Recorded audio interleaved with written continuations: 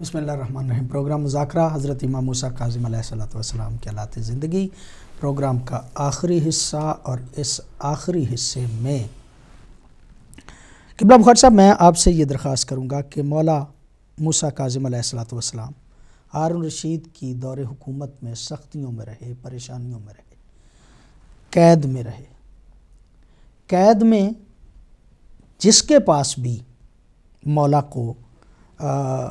بھیجا جاتا تھا، جو بھی دربان ہوتا تھا یا جو بھی مسئولیت جس کے ذمہ ہوتی تھی حضرت امام موسیٰ کاظم کی، آپ کی عبادت، آپ کا زہد و تقویٰ دیکھ کے وہ آپ کا موالی محب ہو جاتا تھا، اگر وہ محب اور موالی نہیں بھی ہوتا تھا۔ اور مختلف لوگوں کو کوشش کی گئی کہ وہ مولا کو شہید کر دیں، زہر دے دیں، لیکن آپ کی عبادت اور آپ کے زہد و تقویٰ کو دیکھ کے لوگ اس بات کی طرف متوجہ نہیں ہوتے تھے اور اس بات پہ آمادہ نہیں ہوتے تھے۔ آپ کی عبادت کا کیا عالم تھا؟ جی، آپ نے جیسا فرمایا ایسے ہی ہے کہ چونکہ یہ وہ ہستیاں ہیں جو اللہ کی عبادت میں مشغول رہنے والی، مولا کائنات علی علیہ السلام ہزار رکعت نماز پڑھنے والے، اسی طرح امام زین العابدین اتنی عبادت کرنے والے، اور جب ان کے بیٹے امام باقر علیہ السلام نے کہا بابا جان عبادت تھوڑی کم کر لیں، آپ کا جسم نحیف ہو چکا ہے، تو انہوں نے کہا بیٹے ذرا جاؤ اپنے دادا جان کی وہ کتاب لے کے آؤ جس میں حضرت علی علیہ السلام کی عبادتوں کا تذکرہ ہے، تو پڑھو۔ جب پڑھا گیا تو کہا دیکھو میں تو ابھی اپنے جد کی عبادتوں تک بھی نہیں پہنچا۔ تو یعنی یہ ساری وہ ہستیاں ہیں کہ جو اللہ تبارک تعالیٰ کی عبادت و بندگی میں طلوع آفتاب کے وقت سر سجدے میں رکھتے تھے اور مطلب زوال آفتاب تک مسلسل سجدے میں رہ کے ہی عبادت کہ اللہ کا شکر ادا کر رہے تھے۔ کہتے پروردگار میں نے تجھ سے سوال کیا تھا کہ مجھے اپنی بندگی کرنے کے لیے فرصت دے، مہلت دے، اور تو نے مجھے فرصت دے دی۔ یعنی زندان کو وہ بہترین فرصت سمجھ رہے ہیں اللہ تبارک تعالیٰ کی بارگاہ میں سجدہ ریز ہونے کے لیے، اور اسی لیے تو ان کا لقب باب الحوائج ہے۔ یعنی باب الحوائج ہر ایک کا لقب نہیں ہوتا، کسی شخصیت کا لقب ہے، اگرچہ اس حساب سے سارے ائمہ واسطہ ہیں اللہ کی بارگاہ میں، واسطہ فیض ہیں، لیکن باب الحوائج جو ہے امام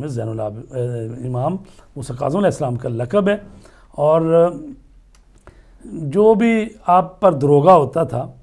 اس کو کہا جاتا تھا ان پر سختی کریں، ان پر خوراک پر، ان کی باقی چیزوں پر ذرا دیکھتے رہیں۔ تو اگرچہ وہ کچھ دنوں سختی کرتے بھی تھے، تو جب وہ دیکھتے تھے کہ یہ تو ایسی شخصیت ہے کہ وہ ہر وقت کبھی روزے میں ہیں، کبھی نماز میں ہیں، کبھی سجدے میں ہیں، اور جیسا آپ نے فرمایا کہ لمبا سجدہ اتنا کرتے تھے، صبح کی فجر کے بعد سجدے میں سر رکھا ہوا ہے اور زور تک وہی سجدے میں ہی سبوحن قدوسن کی تسبیح بیان کر رہے ہیں، تو لہٰذا لا محالہ وہ کتنے بھی سنگ دل ہوتے تھے بعض پگھل جاتے تھے۔ تو آخری تھا وہ خبیث جو سندھی ابن شہق جس کو دیا گیا اور جس کی جیل میں زندان میں آپ کو زہر دیا گیا۔ تو ایک دفعہ ایسا بھی کیا گیا کہ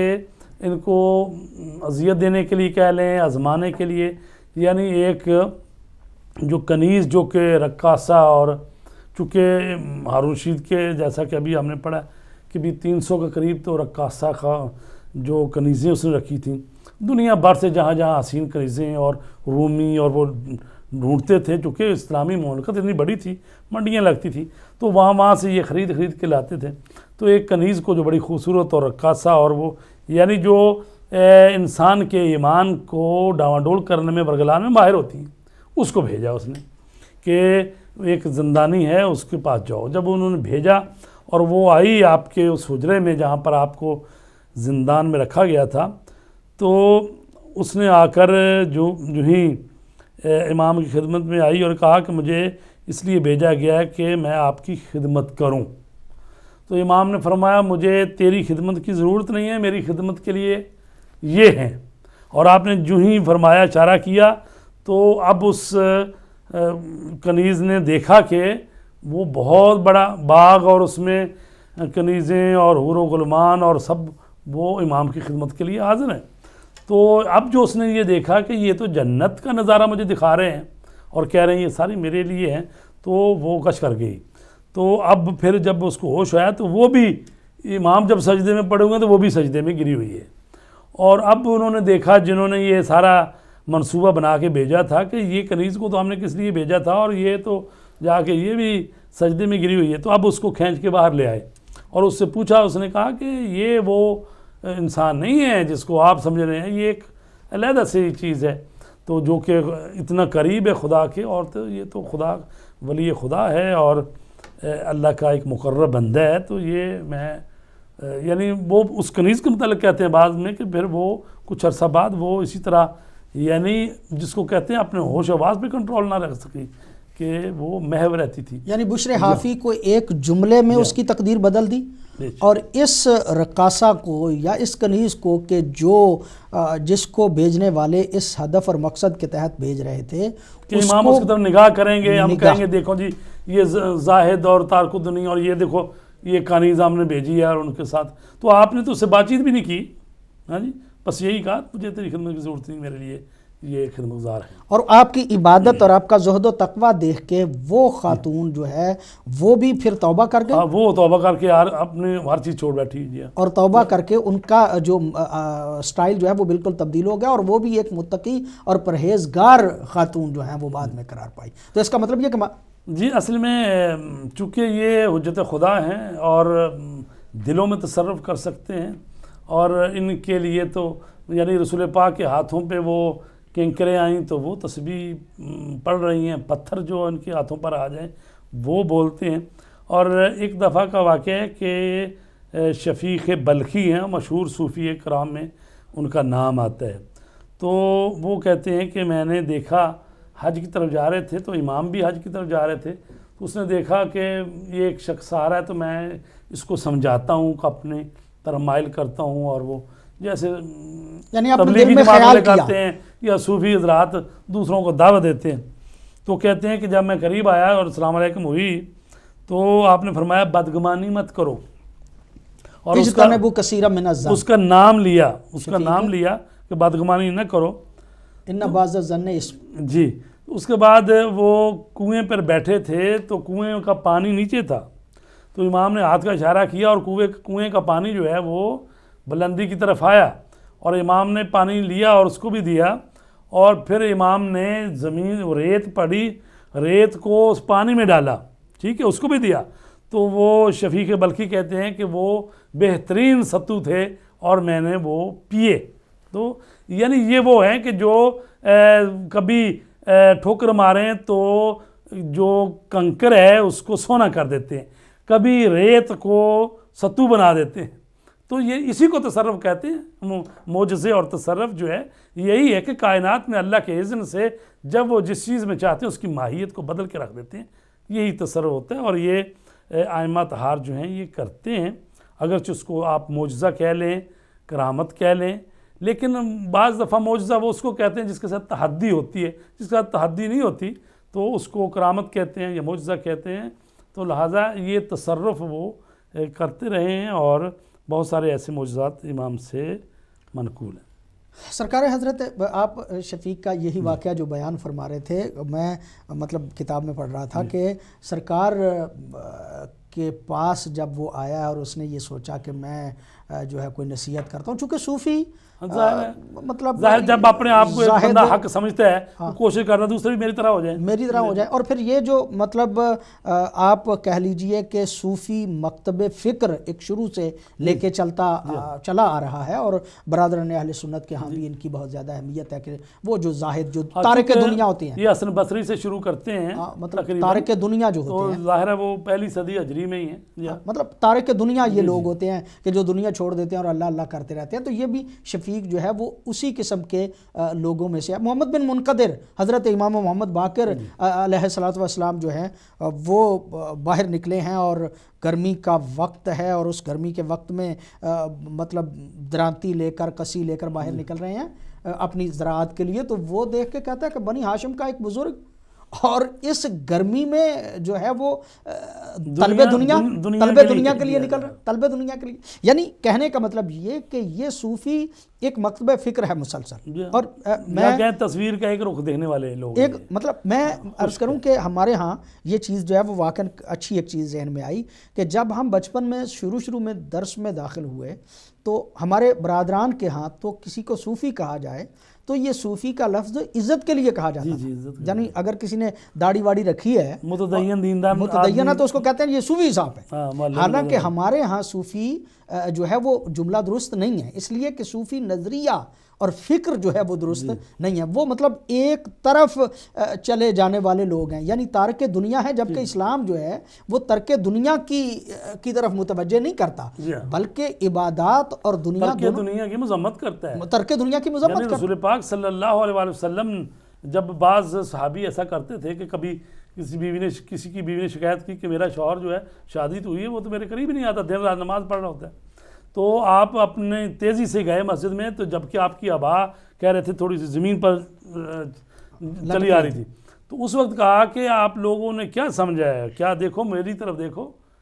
کہ میری بیویاں بھی ہیں، میں سب کے حقوق پورے کرتا ہوں. تو اسلام جو ہے یہ کوئی ایسا دین نہیں ہے کہ جو کہے کہ حقوق دوسروں کے پورے نہ کرو اور اپنے آپ کو صرف نماز روزے کے لیے جنگلوں میں چلے جاؤ یا درختوں کے نیچے بیٹھ کے اپنی بات کرتے رہو. اسلام جو ہے وہ ایسا مذہب ہے، دین ہے کہ جو انسانوں کے تکامل کے لیے آیا ہے اور کسی کے حقوق کو غصب کرنے کی اجازت نہیں دیتا. بیوی کے حقوق، بچوں کے حقوق، معاشرے کے حقوق، ہمسایوں کے حقوق، جس کے حقوق ادا کرو. یہ بڑا آسان طریقہ ہے کہ جناب نکل جاؤ ایک طرف اور نہ کوئی روٹی کی فکر، نہ پانی کی فکر، نہ کسی کی، اور بعض دفعہ لوگ لا کے تبرک دیں اور وہ اپنے محبوب ہے، کسی کی پرواہ نہیں. اور وہ واقعہ جو سرکار حضرت امیر المومنین علی علیہ السلام کے دو ساتھی تھے، اور ایک جو ہے وہ بڑا محنت گزار تھا اور ایک جو ہے وہ ہر وقت اللہ اللہ کرنا اور مطلب تسبیح اور سجدہ اور عبادات میں مصروف رہنا. تو وہ واقعہ یقیناً آپ کے ذہن میں ہے کہ سرکار جو ہے وہ جو مطلب مالی طور پہ ذرا بہتر تھا، وہ بیمار ہوا تو سرکار اس کی عیادت کے لیے گئے، اور جب اس کی عیادت کے بعد اس کا گھر دیکھا، اس کے سارے وہ جتنی کافی بڑا گھر بنایا ہوتا ہے، بڑا گھر اور مطلب خوب ایک، تو معصوم نے دیکھ کے فرمایا مولا نے کہ ہر وقت انہی سہولتوں کے چکر میں پڑے رہتے ہو یا کبھی جو ہے وہ عبادت خدا جو ہے اس کو بھی کیا ہے؟ تو وہ فوراً گھبرا کے کہتا ہے نہیں مولا میں تو ابھی، ہاں روایت کے لفظ ہیں نہیں، روایت کے لفظ یہ ہیں کہ ابھی اس نے کوئی جواب نہیں دیا، بلکہ پہلے ہی مولا نے فرمایا کہ اگر تو یہ سب کچھ تو رضائے خدا کے لیے اور صلہ رحمی کے لیے اور غرباء کی مدد کے لیے کر رہا ہے تو یہ سب کچھ کرنا بھی عین دین ہے. یہ جملہ اسے اور حوصلہ دے گیا. جب یہ حوصلہ دیا تو اس نے کہا کہ مولا آپ دیکھ رہے ہیں میں تو بڑا کام کرتا ہوں، محنت کرتا ہوں، پیسے کماتا ہوں اور غرباء کی مدد کرتا ہوں، مساکین کی، اور وہ آپ کا ساتھی جو میرا بھائی ہے وہ ہر وقت اللہ اللہ کر رہا ہے اور مطلب وہ عجیب ہے، وہ اس کے بال بچے کا تو میں خیال رکھ رہا ہوں، وہ تو بس عبادات میں پڑا ہوا ہے. تو معصوم نے فرمایا کہ بلاؤ اسے. جب بلایا گیا تو مولا نے کہا یار تو یہ تو خدر کا لباس کیوں پہنے ہوئے؟ یہ سنا ہے سوکھے ٹکڑے کھاتا ہے، کیوں ایسے کرتا ہے؟ تو وہ بھی تھوڑا سا حوصلہ کر کے جرأت کر کے کہتا ہے مولا کئی مرتبہ دیکھا ہے آپ بھی سوکھے ٹکڑے کھا رہے ہوتے ہیں اور آپ کا لباس جو ہے وہ بھی خدر کا لباس ہے. ظاہراً یہ واقعہ جو ہے وہ مولا کی خلافت ظاہریہ کے دور کا ہے. تو معصوم نے کہا کہ تم اپنا قیاس ہم پہ نہ کیا کرو، میں جو خدر کا لباس پہنتا ہوں، میں جو سوکھے ٹکڑے کھاتا ہوں، تو اس کی وجہ یہ ہے کہ میری رعیت کا چھوٹے سے چھوٹا بندہ بھی اگر مجھے دیکھے تو اس کے دل کو سکون آ جائے کہ جب ہمارا امام اس طرح کی زندگی گزارتا ہے تو ہمارے لیے بھی اس طرح کی زندگی گزارنا جو ہے وہ کوئی مسئلہ نہیں ہے. اگر یعنی نہیں ہے ہمارے پاس نہیں ہے، اگر نہیں ہے تو ہم ایسی زندگی گزار سکتے ہیں. گویا معصوم کا ہر عمل اور ہر قول جو ہے وہ کسی کی نصیحت کے لیے ہوتا ہے، کسی کے مفاد کے لیے ہوتا ہے، ان کی نظر اپنی رعیت کے تمام افراد پہ ہوتی ہے. فرمایا کہ جو میری مسئولیت ہے وہ تیری نہیں ہے، یعنی میں جس مقام پر ہوں، یعنی لوگوں کا امام ہوں اور خلیفۃ المسلمین ہوں، میری ذمہ داری ہے ہر ایک نو، جس کو آج کی زبان میں کہیں تو روٹی کپڑا اور مکان اور یہ ساری چیزیں مہیا کرنا، یا ایسا معاشرہ فراہم میں دیکھ رہا ہوں کہ چونکہ میرے مملکت میں ابھی وہ معیار آیا نہیں ہے، تو میں صرف اسی بات پر خوش ہو جاؤں کہ میں لوگوں کا خلیفہ ہوں، امیر المومنین ہوں، بلکہ میں آپ کے امام نے دنیا میں سے صرف یہ جو ہے نا لباس اور دو جو نان قرص، اس پر میں نے اپنے آپ کو قانع کر لیا ہے، وہ اس لیے کہ کل کوئی کھڑا ہو کے یہ نہ کہے کہ امیر المومنین یا خلیفۃ المسلمین آپ کا تو معیار زندگی اتنا بلند تھا اور ہمیں 2 وقت کی روٹی نہیں مل رہی تھی اس لیے، وَإِلَّا اللہ تبارک تعالیٰ جو ہے وہ اس سے راضی ہے کہ مومن جو نعمتیں اس کو دی ہے اس کو استعمال کرے۔ اللہ اس سے زیادہ خوش ہوتا ہے کہ مومن استعمال کرے نعمت کو۔ تو اور یہ بھی حدیث میں ملتا ہے کہ اگر اللہ کے نزدیک اس دنیا کی اور اس کی نعمتوں کی قدر و قیمت جو ہے وہ مکھی کے بال کے برابر بھی ہوتی تو اللہ کافر کو 1 گلاس پانی بھی نہ دیتا۔ اللہ تبارک تعالیٰ کی اس کی قدر و قیمت نہیں ہے آخرت کے مقابلے میں، اور اس سب کو کہا گیا ہے کہ متاع الدنیا قلیل، یہ سب کچھ کرنے کے باوجود اس کو قلیل اللہ کی نظر میں ہے، یہ کوئی اس کی کوئی اہمیت ہی نہیں ہے۔ تو ظاہر ہے کہ صوفیہ کرام جو ہیں یا دوسرے وہ انہوں نے زندگی کے ایک رخ کو یا کسی ایک حدیث کو یا ایک تعلیم کو لے لیا اور اس میں وہ اتنے وہ گم ہو گئے کہ باقی تعلیمات کو بھول گئے۔ اور پھر صوفیہ کے حوالے سے یہ بھی ایک مطلب بات جو آتی ہے کہ وہ جو ہے وہ اللہ کے حلول کے قائل ہوتے ہیں۔ ہاں جی، مطلب وہ عقیدتی باتیں بھی غلط ہیں۔ نقطہ نظر یہ ہے کہ ایک مرحلہ ایسا آتا ہے کہ بندہ اور خدا جو ہے وہ اس طرح مکس ہو جاتے ہیں کہ جس طرح فرض کریں کہ پانی میں چینی ڈال دی جائے اور وہ اس کو ہلایا جائے تو وہ مکس ہو جاتے ہیں، ایسے ہو جاتا ہے۔ اور اسی وجہ سے وہ انا الحق اور پتہ نہیں وہ جملے جو ہیں وہ استعمال ہوتے ہیں صوفیہ کے ہاں، جبکہ شیعہ نقطہ نظر جو ہے وہ بالکل اس کے اللہ کسی چیز میں حلول نہیں کرتا، لہذا محدود ہے، کسی محدود ہر وقت ہر جگہ پہ موجود ہے، لیکن خاص طور پہ یہ کہنا کہ فلاں بندے میں آ کے وہ حلول کر گیا ہے، یہ نقطہ نظر جو ہے وہ تشیع کے حوالے سے درست نہیں ہے۔ لہٰذا یہی وجہ ہے کہ ہم جب بچپن میں بھی تھے اور جا کے وہ ابتدائی نماز جعفریہ وغیرہ پڑھی تو اس وقت صفات ثبوتیہ اور صفات سلبیہ پڑھی تو اساتذہ نے ہمیں یہ بتایا کہ یہ جو کہا جاتا ہے کہ حلول اللہ حلول نہیں کرتا، تو اس کا مقصد یہ ہے کہ یہ نظریہ صوفیوں کا ہے کہ اللہ کسی بندے میں حلول جو ہے وہ کر جاتا ہے، بلکہ یہ شیعوں کا نقطہ نظر نہیں ہے، تشیع یہ نہیں ہے۔ لیکن یہ بھی جو ہے وہ اپنے طور پہ مسلم کہ ہر دور میں اس طرح کے لوگ رہے، جیسے خود سرکار حضرت امام موسیٰ کاظم علیہ السلام کو یہ شفیق جو ہے وہ سمجھتا ہے کہ میں سمجھاؤں، اور میں نے مطلب ابھی ذہن میں اس بات کا تصور ہی کیا تھا کہ میں چاہوں کہ میں کوئی نصیحت کروں، تو معصوم نے فرمایا کہ اجتنبوا کثیرا من الظن ان بعض الظن اسم، اے شفیق گمان نہیں کرنے چاہیے، اس لیے کہ بعض قسم کے گمان جو ہیں وہ بھی گناہ ہوتے ہیں۔ تو اور پھر جو واقعہ آپ بیان کر رہے ہیں، کہا جاتا ہے کہ معصوم نے جب اس طرح سے کیا تو یہ شفیق یہ سمجھتا ہے کہ میرے دل میں خیال آیا کہ یہ تو کوئی اللہ کا نیک بندہ ہے اور میں تو جو ہے میں نے درست نہیں کیا، اور میں نے چاہا کہ میں آپ سے جا کے معافی کا طلبگار ہوں۔ جب میں پیچھے پیچھے چلا تو مجھے نہیں پتہ چلا، میں آپ کو جو ہے وہ آپ تک نہیں پہنچ پایا۔ پھر ایک منزل ایسی آئی کہ میں نے دیکھا کہ اسی شخصیت کو کہ وہ نماز پڑھ رہے ہیں اور اعضاء و جوارے ان کے نماز میں مضطرب ہیں اور ان کی آنکھوں سے مسلسل آنسو جاری ہیں۔ آل محمد جب عبادت خدا کرتے ہیں تو ان کی یقیناً یہی حالت ہوتی ہے، یہی صورت ہوتی ہے، اس لیے کہ یتململ و تململ السلیم، مولا کائنات کے بارے میں بھی یہ جملہ کہا جاتا ہے کہ آپ جب محراب مسجد میں ہوتے تھے تو آپ اس طرح سے کانپتے تھے جس طرح سانپ کا ڈسا ہوا کانپتا ہے، اور یبکی بقا الحزین، اور اس طرح رویا کرتے تھے جس طرح بوڑھی ماں کا جوان بیٹا مر جائے تو جیسے وہ روتی ہے، میرے مولا بھی اسی طرح سے رویا کرتے تھے۔ یہ خاندان طہارت کی عبادت کا انداز ہے۔ ہر کسی معصوم کی زندگی کو اگر ہم غور سے دیکھیں اور پرکھنے کی کوشش کریں تو یقینی طور پہ جو ہے وہ ایسے واقعات عبادت کے ہمیں ملتے ہیں کہ جیسی عبادت کائنات میں کہیں اور نہیں ملتی۔ یہ شفیق کہتا ہے کہ میں قریب گیا کہ میں نے محسوس کیا یہ تو اللہ کا کوئی صالح بندہ ہے، میں ان سے معافی طلب کروں، میں نے ان کے بارے میں برا خیال جو ہے وہ کیوں کیا؟ تو وہ دعا مانگ رہے تھے اور اس دعا میں میری طرف توجہ کر کے فرمایا یا شفیق انی لغفار لمن تاب و آمنا وَعَمِلَ صَالِحًا ثُمَّ اهْتَدَىٰ۔ اے شفیق، ہم تو ہر اس کے لیے توبہ، اس بندے کے لیے مغفرت طلب کرنے والے ہیں کہ جو ایمان لے آتا ہے، توبہ اختیار کرتا ہے۔ یقینی سی بات ہے کہ اگر کوئی بندہ توبہ کرے اور ایمان لے آئے تو یقینی طور پہ اس کی توبہ بھی قبول ہو جاتی ہے اور وہ عمل صالح بھی کرے۔ خالق حقیقی ہمیں حقیقی معنوں میں توبہ کر کے ایمان پہ پختہ رہ کے عمل صالح کرنے کی توفیق عطا فرمائے۔ آج کے پروگرام سے محمد اصغر یزدانی کو اجازت دیجیے گا۔ والسلام علیکم ورحمۃ اللہ وبرکاتہ۔